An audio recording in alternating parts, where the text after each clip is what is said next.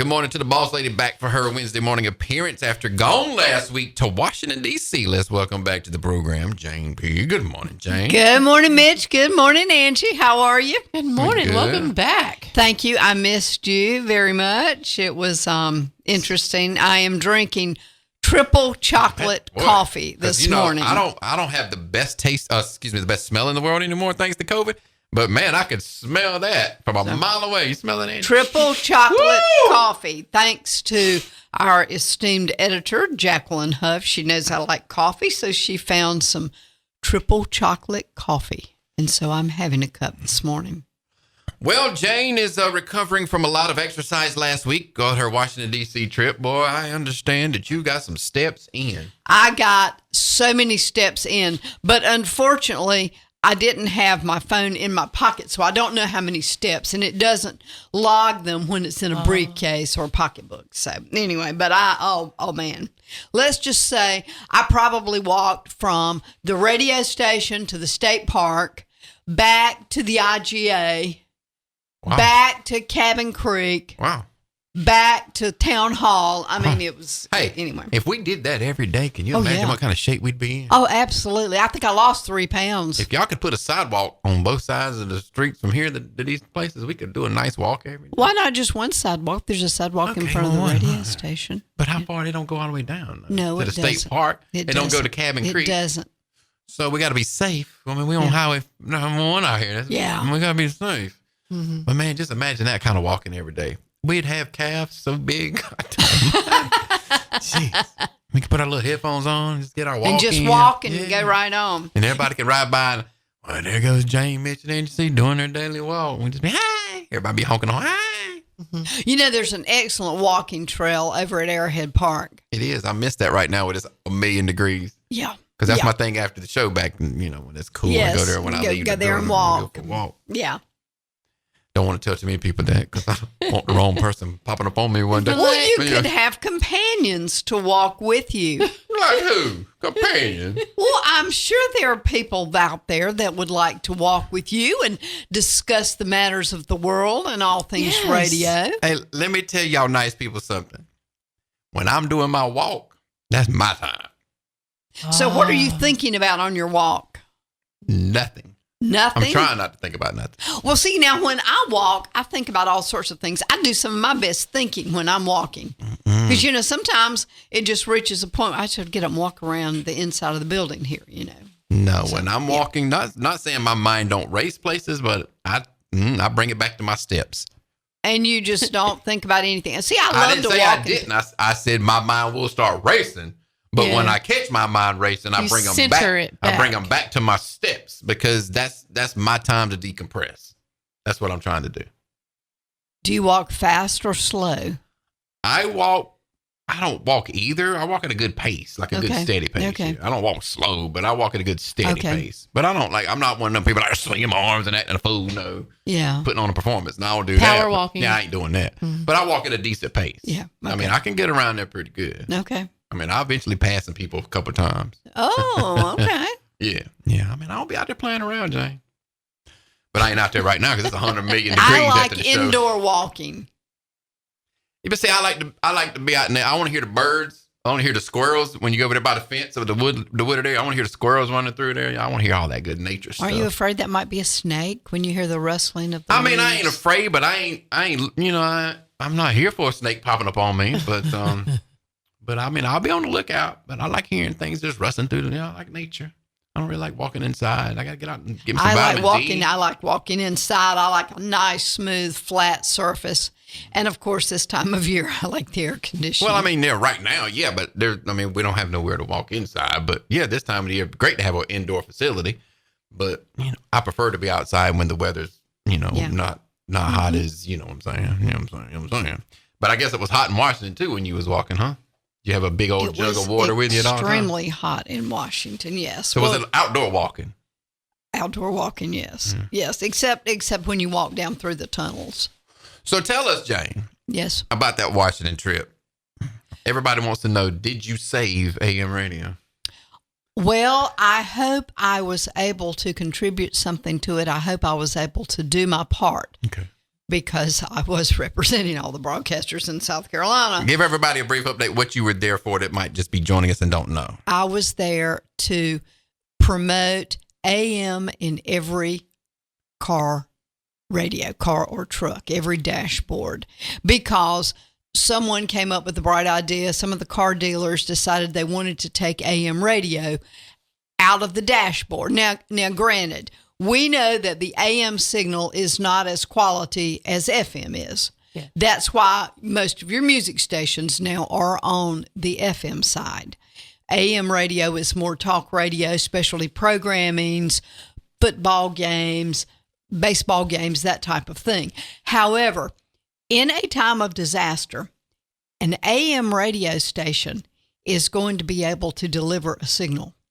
If you will recall, when the tornado from Hurricane Jean came through Chirral and took the wing off of the primary school, we were there with our, and only AM at the time, this was before my FM, we were able to give our microphone to then Police Captain Jay Brooks, and he was able to direct traffic for parents to get their children. Well, AM radio, the difference between AM radio and FM radio, I'm going to give you a little bit of a technology talk. FM radio is line of sight from your tower. Jane's TED Tech Talk. Yeah, that's right. That's right. All right. AM radio, on the other hand, spans the globe. FM will go as far as you can see it, and then it stops. But then AM radio, because the signal goes in that tower, comes down to the trampoline in the ground, shoots it up in the ether, and the signal just goes on and on and on. If everything were down, WCRE AM, we could go to Kansas City. And you've heard of people listening in Africa to AM stations, and they will, we used to get cards from people that said, I listened to you on such and such a day, and you were playing this, and will you verify it? And it was from somewhere in Africa. So yes, AM radio spans the globe. And in a time of disaster, when all power is down, all cell towers are down, there's no way to communicate with a transmitter and a portable radio, you can serve the community with an AM radio station. So it is vitally important for the safety of the citizens to have AM radio on. You might not listen to it. You might listen to my FM 99% of the time, but in a disaster, those AM radio stations that are strategically placed around the country, you can find out what's going on. So that's the big deal. So we don't need them to take it out of the dashboard. Leave it there. Yeah. Doesn't matter if nobody's listening to it all the time. That doesn't matter. Because look, in this dang world we live in right now, and we're getting what they call it when they going in trying to hack the internets and all that all the time, and all these other towers and stuff that all these other countries are trying to hack. We live long enough, guess what? That stuff's going to happen eventually. Now, you call me conspiracy theorist if you want to. We're going to get hacked eventually, somehow, some way. We might not have internet access for a while. Power grids, we don't know. And like me and Jane was talking in the office before the Washington trip, the AM band's going to come back to life during a time like that. What few of them are left. Well, because it ain't going to be people signing on the internet to listen to the audio stream because there ain't going to be no internet or no power. No, there's not. So the AM radio is going to be like maybe one of the only outlets. That it could be the only means of communication. That's why it's so vitally important to have it there, because when you are in your car riding down the road, if something happens, you want to know what's going on, right? Mm-hmm. Yes. So that's why I was in Washington, and we had a successful trip. I'll have to say it was a very sad trip. I have pictures of flags at half staff everywhere. And Sunday morning, because I went to stay with nephew Jeffrey. And so I went up early. And Sunday morning, I hadn't even woken up, and I get a phone call from Ferris, and he said, well, what do you think? What do you think the situation and what's it going to do to your visits and everything? Because we were scheduled with Senator Graham's office at 2:30 on Tuesday. So I had an appointment with him. So Senator Lindsey Graham. Mm-hmm. Yes. Who passed away right at Jane's trip. Yes, on Sunday morning they announced it. So Ferris called. I had been asleep. I did not know. I hadn't listened to any news, hadn't listened to any radio, did not know what was going on. And so everything sort of, I was in a little different mode there. Yeah. But we were still able to visit with our congressman, and so anyway, it was a good trip, and I hope I did my part. So. All right. Well, if they continue to keep AM radios in the cars for years to come, y'all can thank Jane Pigg for that. Thank you. In Washington fighting the good fight. Thank you. And Representative Russell Fry sends his hellos and how are yous to y'all, and he thanks y'all for all you do. Well, thank you there. Yes. Mr. Fry. So appreciate you. Yes. So we had a great visit with him. I recorded a message, and he recorded a message about the AM in car dashboards. So very good. All right, so that's going on. Let's get to the paper. The Link newspaper is out on the street, 75 cents out the track. You can subscribe by calling 843-537-7887. That number again, 843-537-7887 to get you the latest edition of the Link newspaper that Jane Pigg's here to tell you about this morning. The Link Review with Jane Pigg. Well, it is a jam-packed paper this week. Lots of pictures from the Pageland Watermelon Festival. By the way, had a great time in Pageland over the weekend. It was a nice trip. Did well in the parade. On the paper this week, we've had 4 arrested in the Jacob Duncan homicide. We've got a SLED investigation that resulted in misconduct and termination of a Chesterfield County Sheriff's deputy. We've had a Pageland man charged with failing to register as a sex offender. Tax-free weekend is coming up August 7th through 9th. Is that still a thing anymore? Yeah, maybe. It's kind of hard to take advantage of it when school's starting before. That's right. Yeah, that's the tax-free weekend. Yeah. So it is what it is. So school starts, and then, And then again, things are so dang expensive. Even though you get a little break on your taxes, it's still so expensive, and people just can't afford stuff anyway right now because we in trying times, Daddy. Well, anyway. Dusty roads, the American dream. It's hard times out here, Daddy. All right. So the filing period is now open for Senator Graham's seat. Mm-hmm. And we saw the news yesterday where his sister is she's supposed to file. I don't know if she's filed yet or not, but that was the word. So I don't know. So anyway, but we'll have people coming out of the woodwork to file. Chesterfield County has approved the second reading for the ordinance on the proposed capital sales tax referendum. So we will keep you in touch with that. So stay up. The town of Pageland received a Duke Energy grant that's going to be used for an emergency services trailer. And we'll keep you up to date on that. Tales from the Man Cave talking about football. Football is just around the corner now. So you want some football? Football will be here. The Chesterfield County Sheriff's Office had their summer camp, and they built some confidence in a lot of kids here. And more pictures from the Watermelon Festival. And we've got information that you need to know. You want to know where you're going to be voting, and you want to know about the primary coming up. You can read all about that in the paper. We've got that covered for you. And we've got the Chirac Town Council recognized the 10U champions. And we discussed that, and we've got some pictures from there. And that was a fun thing. So they're off to the National World Series. Yep, they are on their way today. Yes. Mm-hmm. And so thank y'all for hosting them on, and thank you to the community for supporting them, because it takes a community, it takes a village, and a lot of people came to the table to help them prepare. So Tri-County Adult Daycare held their Summer Fest, and we were there with some pictures for that. We've got local students who attended Palmetto Boys State and Girls State. That's always fun. And we have a sports section featuring our 10U team this week. So make sure you check out the Link newspaper this week.